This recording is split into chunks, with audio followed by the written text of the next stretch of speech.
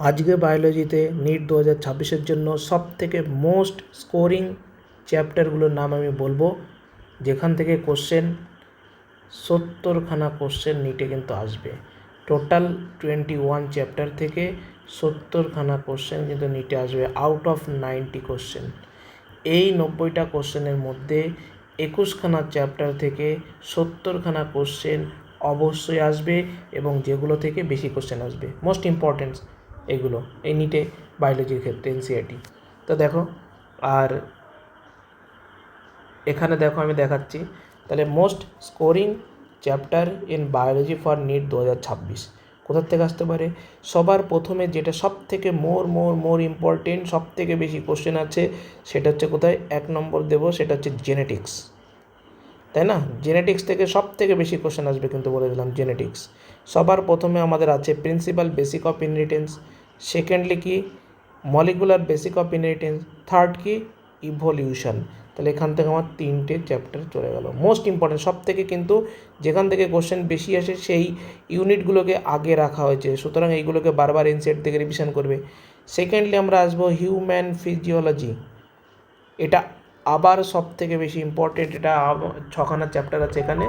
তো তার মধ্যে ব্রিদিং অ্যান্ড এক্সচেঞ্জ প্রথম, সেকেন্ডলি আমাদের body fluid and circulation, third হচ্ছে excretion, movement and locomotion, neural control, hormone.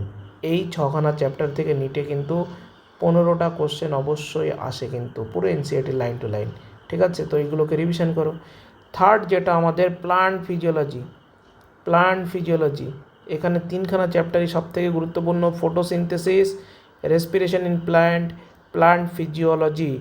এই 3খানা চ্যাপ্টার থেকে কিন্তু নিটে 9খানা কোশ্চেন অবশ্যই আসবে, 8 থেকে 9টা। থার্ড কি সেল, দেখো সেল থেকে মোটামুটি 10টা কোশ্চেন আসবেই। তো the unit of life, secondly বায়োমলিকুলের মধ্যে আছে, সেল সাইকেল, সেল ডিভিশন, এই 3খানা চ্যাপ্টার কিন্তু আমাদের সেলের মধ্যে আছে। ফোর্থ যেটা রিপ্রোডাকশান, এখান থেকেও কিন্তু 10টা কোশ্চেন মতো আসে পরীক্ষাতে। এখানে sexual reproduction in flowering plant, secondly human reproduction, third যেটা রিপ্রোডাক্টিভ হেলথ, আর ফোর্থ হচ্ছে হিউম্যান হেলথ অ্যান্ড ডিজিজ। এখানে আমি অ্যাড করে দিয়েছি এই 4খানা চ্যাপ্টার কিন্তু 12 কোশ্চেন আসবেই কিন্তু গ্যারান্টি। বায়োটেকনোলজিতে আরও বেশি ইম্পর্টেন্ট, সেটা হচ্ছে বায়োটেকনোলজি অ্যাপ প্রসেস। এই প্রসেসটা কিন্তু মোর ইম্পর্টেন্ট, ঠিক আছে?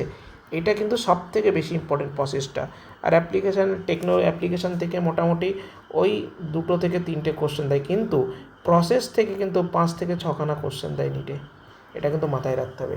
আর বাদবাকি যেগুলো থাকলো সেগুলো কিন্তু তোমরা কি করবে, এই ইকোলজি যে ইউনিটগুলো আছে, ইকোলজি ইউনিট, সাপোজ ইকোলজি আছে, এটা পড়বে ইকোলজি, এই ইউনিটটা পড়বে।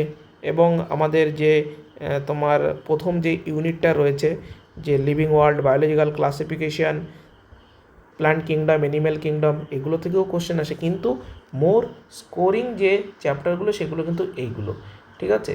আর আমি দেখো কেমিস্ট্রি পড়াই নিটের জন্য, কেমিস্ট্রি, বায়োলজি এগুলো পড়াই আমি নিটের জন্য।